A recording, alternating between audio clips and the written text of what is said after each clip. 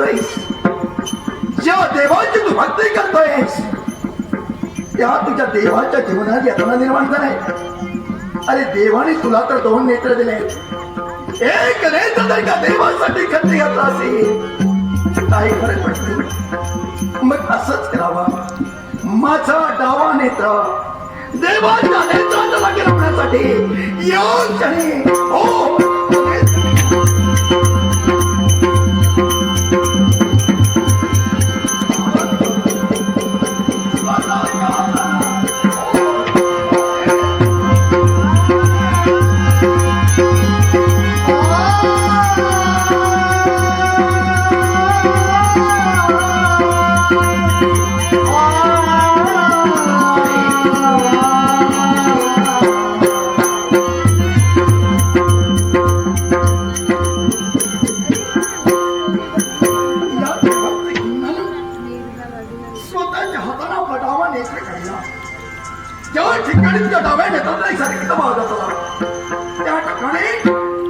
स्वतःचा एक नेत्र लावलाय.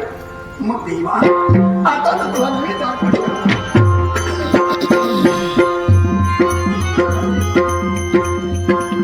माझा एक नेत्र मी काढला, देवाच्या नेत्राच्या जागी तोही लावला. पुन्हा देवाला नवीन अर्पण करण्यासाठी घिनाचे पाऊल पुढे पडले. देवाच्या दुसऱ्या नेत्रातून सुद्धा रक्त वाहते. अर्थात हा माझ्या देवाचा दुसरा नेत्रही माया होतोय. असं का घडतंय?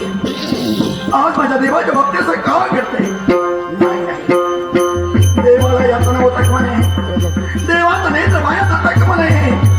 काय करावं?